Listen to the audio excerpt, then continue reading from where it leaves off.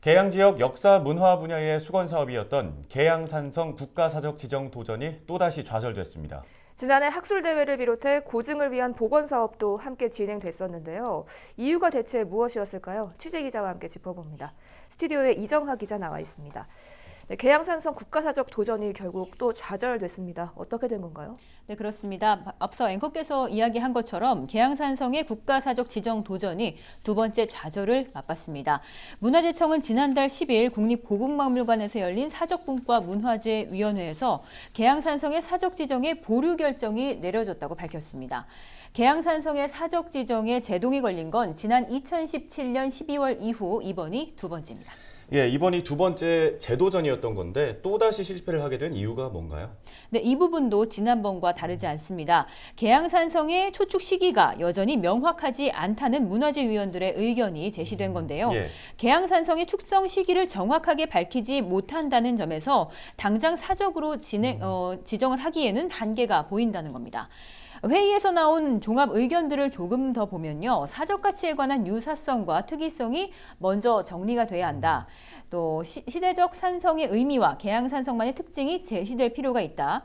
또 축조 기법에 대한 면밀한 검토가 필요하고 발굴 조사 결과 유물들에 대한 분석이 필요하다. 이런 의견들이 있었습니다. 예. 또 계양산성은 6세기 중엽에 축성이 된 것으로 보이고 또 이후에 통일신라와 고려시대에 구간별로 개보수 흔적이 나타난다는 발언들도 좀 있었고요. 지난 2003년부터 12년 동안 이어진 발굴에서 토기와 기와 철기류 등이 발견된 점을 미뤄볼 때 통일신라에서 고려시대까지도 성곽으로 사용됐던 것을 추측해 볼 수 있다는 의견들도 있었습니다. 네.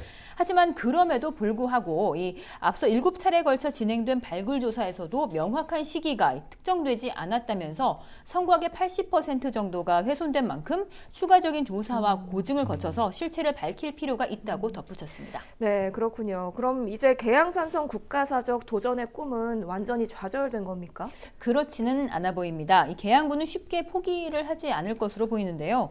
계양군은 계양산성의 이제 사적 지정이 한 번 더 좌절된 것에 대해 다시 내용을 보완하고 준비를 해서 실사를 거쳐 재도전에 나설 것이라고 밝혔습니다. 계양구의 주요 수건 사업인 만큼 욕심을 낼 법은 한데 네. 하지만 이제부터는 정말 정확히 짚어야 할 부분이 있습니다. 사실 지금까지도 축성 시기를 놓고 백제의 것이냐 또 신라의 것이냐 이런 논란들이 있었는데 네. 그런데 지난해부터 여러 차례 이제 학술 대회가 거듭이 되면서 이 축성 시기를 가지고 도저히 밝혀낼 이제 해결의 실마리가 보이지 않으니 이제는 축성 시기를 가지고만 이렇게 논쟁을 할 게 아니라 이 시간에 이제 또 다른 문화재적 가치를 살펴보자 이렇게 결론을 내고 넘어갔단 말이죠. 예. 근데 이런 부분에서 역시나 문화재위원회에서 이 부분을 문제 삼으면서 제동이 걸린 겁니다.